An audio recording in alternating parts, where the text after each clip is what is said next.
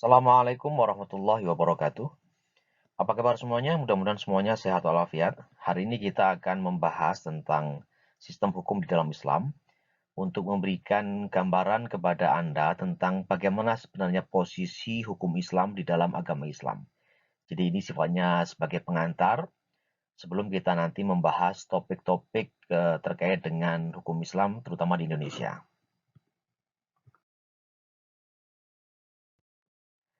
Ada beberapa hal yang akan kita bahas hari ini. Pertama tentang apa itu Islam, kemudian apa sih pondasi hukum Islam di dalam agama Islam itu, kemudian apa perbedaan antara syariah dan fikih, sebab kadang-kadang orang secara tidak sengaja tertukar antara syariah dan fikih, kemudian apa itu usul fikih, lalu kita akan singgung sedikit tentang sumber-sumber hukum Islam. Kemudian yang keenam kita akan bahas tentang mazhab-mazhab hukum di dalam hukum Islam. Kalau kita lihat di dalam slide ini, kita bisa mengetahui bahwa sebenarnya Islam ini merupakan satu agama yang masih satu rumpun atau memiliki akar keimanan yang sama dengan dua agama besar dunia yang lain, yaitu agama Yahudi dan agama Kristen. Karena ketika agama besar ini itu semuanya memiliki akar sejarah yang sama. Kalau ditarik ke atas, yaitu sejarah agama yang disebarkan oleh Nabi Ibrahim alaihissalam. Nah, di dalam agama Islam itu ada 3 elemen penting yang satu sama lain ini saling terkait, yaitu elemen iman, keyakinan kepada Tuhan dan kepada hal-hal yang gaib, termasuk pada malaikat dan hari kiamat, hari akhir. Kemudian ada aspek Islam, ini aspek ibadah, baik yang sifatnya ibadah ritual, ibadah mahdhah, maupun ibadah yang non-ritual. Ya. Kemudian aspek ihsan. Ihsan ini aspek budi pekerti atau aspek sosial, di mana seseorang itu baru dianggap sebagai muslim yang sempurna, muslim yang baik jika dia tidak hanya memiliki hubungan yang baik dengan Tuhannya, tetapi juga memiliki hubungan yang baik dengan sesamanya, dengan manusia dan juga dengan lingkungannya, termasuk lingkungan adalah tumbuhan dan juga hewan-hewan dan semua makhluk Tuhan yang ada di bumi.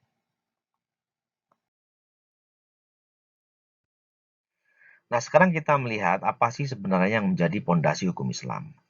Kalau Anda lihat gambar piramida ini, Anda bisa melihat bahwa di bagian paling bawah itu ada aspek tauhid, aspek teologi di dalam Islam.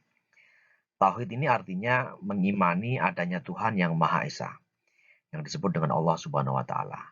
Nah, tauhid ini menjadi dasar atau inti dari seluruh aspek kehidupan seorang Muslim. Jadi, seorang Muslim yang bertauhid, dia pasti meyakini bahwa Allah itu satu-satunya pencipta semesta alam. Dia menciptakan segala sesuatu yang ada di alam semesta, dan dia juga merupakan tempat kembali bagi semua ciptaannya. Dan Allah juga satu-satunya tempat meminta dan tempat berharap bagi seorang manusia. Nah, dari aspek yang paling dasar ini kemudian diturunkan aspek syariah. Nah, syariah itu merupakan pedoman hidup bagi seorang muslim. Syariah ini merupakan penerjemahan dari keimanan seorang muslim, yaitu tentang bagaimana dia harus bersikap, bagaimana dia harus berpikir dan bertindak di dalam kehidupannya. Jadi aspek syariah ini tidak hanya soal hukum sebenarnya, tapi juga soal prinsip-prinsip hidup, soal etika sosial, soal ekonomi, dan juga soal sistem budaya. Jadi syariah adalah pedoman hidup sekaligus pandangan hidup bagi seorang muslim di dunia ini. Nah, dari aspek syariah ini kemudian diterjemahkan lagi atau dilahirkanlah aspek fikih, yaitu aspek legal di dalam Islam. Apa sih hukumnya sesuatu? Bagaimana sih hukumnya melakukan sesuatu? Itu dibicarakan di dalam fikih. Nah, fikih ini harus berpedoman pada syariah, yaitu Islamic way of life, yang merupakan penerjemahan dari aspek yang paling mendasar, yaitu aspek iman dan tauhid kepada Tuhan yang Maha Esa, yaitu Allah Subhanahu wa Ta'ala. Nah, jadi konsep syariah itu berbeda dengan konsep fikih. Syariah secara bahasa artinya sumber atau jalan menuju sesuatu. Secara istilah atau terminologi, tadi sudah saya jelaskan, syariah itu merupakan pandangan hidup atau pedoman hidup seorang muslim untuk menjadi pedoman bagi dia bagaimana harus hidup, bersikap, berpikir di dalam dunia ini. Jadi syariah itu sebenarnya merupakan values, Islamic values atau nilai-nilai yang Islam itu seperti apa. Syariah juga merupakan norms, norma-norma yang harus dipegangi dan dipedomani. Syariah juga merupakan world view atau pandangan dunia seorang muslim, bagaimana dia harus melihat lingkungannya. Syariah juga merupakan paradigm atau paradigma bagi seorang muslim tentang bagaimana dia bersikap, bertingkah laku di dalam kehidupannya. Nah, karena itu sifat syariah ini universal dan absolut. Absolut artinya setiap muslim harus menerima syariah karena dia merupakan pedoman hidup bagi dirinya. Universal artinya dia diterapkan oleh seorang muslim dimanapun dia berada. Di Indonesia, di Eropa, di Amerika, di Timur Tengah, semuanya harus menerapkan syariah.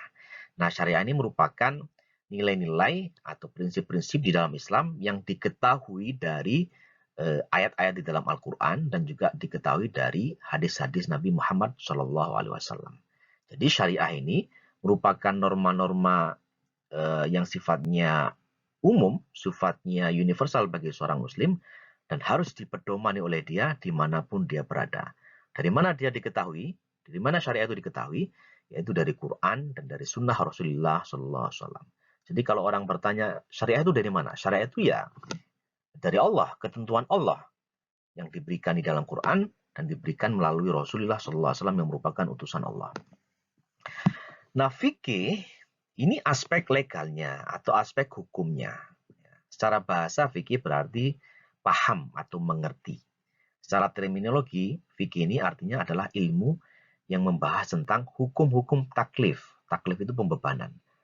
Apakah dia itu wajib, apakah itu sunnah, atau mubah, atau makruh, atau haram. Jadi ini adalah pembahasan di dalam fikih. Bagaimana sih hukumnya sesuatu? Apa sih hukumnya melakukan sesuatu? Apa sih hukumnya makan sesuatu? Ini merupakan aspek-aspek legal yang dibahas di dalam fikih. Dan orang kadang-kadang berbeda pendapat antara satu ahli hukum dengan ahli hukum yang lain. Misalnya si A mengatakan hukum sesuatu adalah makruh. Makruh itu kalau Anda kerjakan ya nggak apa-apa, tapi kalau Anda tidak kerjakan Anda dapat pahala. Itu makruh. Tapi ada ahli hukum lain mengatakan hukumnya haram atau tidak boleh.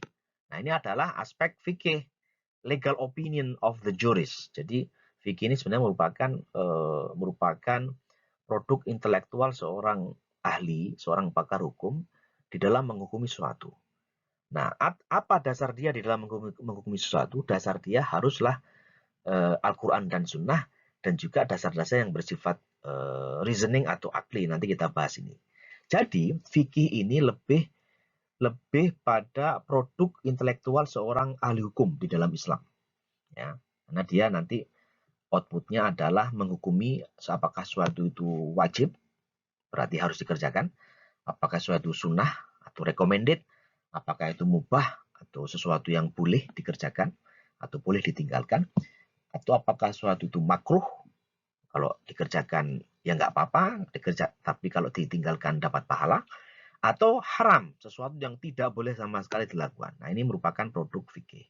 Jadi, kalau syariah itu sifatnya absolut, universal dari Tuhan, harus dikerjakan oleh semua muslim, nggak boleh ditolak, karena dia adalah nilai-nilai, prinsip-prinsip yang harus dipedomani. Tetapi fikih ini merupakan produk intelektual seorang ahli di dalam menetapkan hukum sesuatu. Nah, tentu saja para ahli kadang-kadang bersepakat atau ijma bahwa hukumnya adalah halal, haram, wajib, sunnah, segala macam.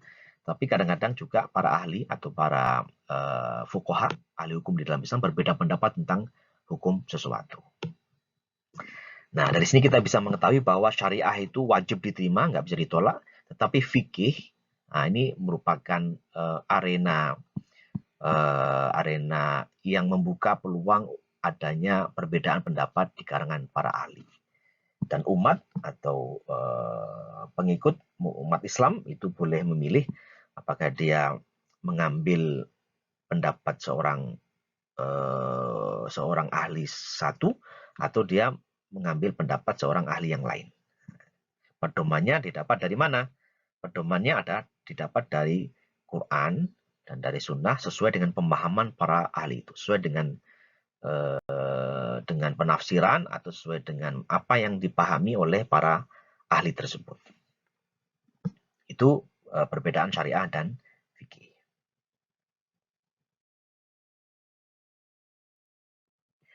Nah, untuk menetapkan hukum sesuatu, para ahli hukum Islam itu tidak bisa sembarangan. Dia memerlukan beberapa ilmu yang harus dia kuasai. Salah satunya adalah ilmu usul fikih. Apa itu usul fikih?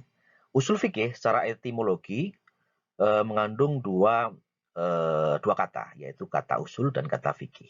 Usul artinya pondasi atau asal dari sesuatu, sementara fikih tadi sudah kita singgung merupakan ilmu tentang hukum-hukum taklif. Hukum taklif tadi adalah hukum pembebanan, misalnya wajib, sunnah, mubah, makruh, haram, yang didasarkan pada dalil-dalil yang bersifat terperinci dari Quran dan sunnah. Secara terminologi, usul fikih merupakan metodologi pengambilan hukum Islam. Jadi usul fikih ini merupakan ilmu untuk merumuskan hukum Islam. Ilmu untuk menelurkan hukum Islam berdasarkan atas dalil-dalil yang bersifat nakli atau divine, berasal dari Tuhan, yaitu Quran dan Sunnah, dan juga dalil-dalil yang bersifat akli, bersifat reasoning atau pertimbangan nalar seorang manusia, pertimbangan atas dasar logika hukum seorang manusia. Jadi intinya usul fikih ini adalah ilmu yang diperlukan oleh seorang ahli hukum Islam sebelum dia membuat fatwa atau membuat penilaian hukum. Selain tentu ilmu-ilmu lain yang dia harus kuasai, misalnya ilmu ulumul Quran, ulumul hadis, dan lain-lain yang terkait dengan penguasaan hukum Islam. Jadi ini adalah ilmu yang sangat penting bagi seorang fakih, seorang ahli hukum Islam, sebelum dia memberikan penilaian hukum atas sesuatu.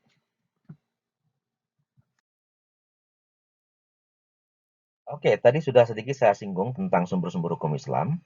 Di sini kita bisa melihat bahwa sumber hukum Islam itu bisa diklasifikasikan jadi dua. Pertama, sumber primer, yang kedua, sumber sekunder.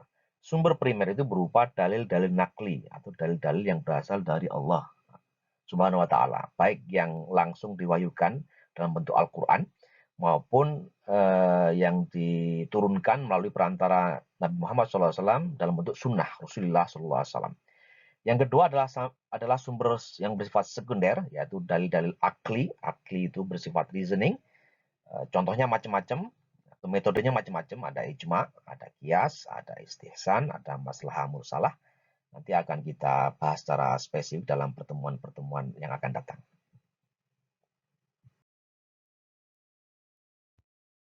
Nah, karena fikih atau hukum Islam itu merupakan produk intelektual seorang pakar hukum, seorang ahli hukum dalam Islam, maka seperti tadi yang sudah saya singgung bahwa kadang-kadang ada perbedaan pendapat atau perbedaan legal opinion antara satu ahli dengan ahli yang lain. Dan itulah kenapa kita di dalam hukum Islam bisa melihat adanya mazhab-mazhab hukum. Apa saja contohnya? Ini ada contoh mazhab-mazhab hukum yang besar. Di dalam tradisi Sunni ada mazhab Hanafi yang didirikan oleh Imam Abu Hanifah. Kemudian ada mazhab Maliki yang tokohnya adalah Imam Malik bin Anas. Ada mazhab Syafi'i yang tokohnya atau pakarnya bernama Muhammad bin Idris Asy-Syafi'i. Dan ini ada banyak pengikutnya di Indonesia. Kemudian ada mazhab Hambali yang didirikan oleh Imam Ahmad bin Hambal. Sementara di dalam tradisi Syiah ada beberapa mazhab, salah satunya yang besar adalah mazhab Ja'fari yang tokohnya atau pendirinya bernama Imam Ja'far As-Sadiq. Kita juga akan bahas tentang mazhab-mazhab hukum ini dalam pertemuan-pertemuan yang akan datang.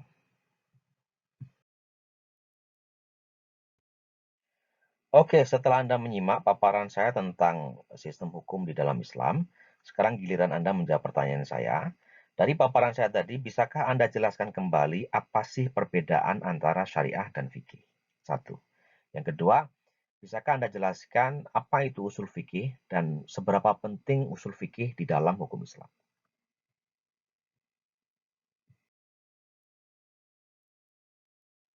Demikian tadi paparan saya tentang sistem hukum dalam Islam.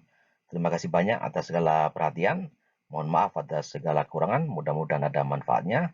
Terima kasih. Billahi taufiq walhidayah. Wassalamualaikum warahmatullahi wabarakatuh.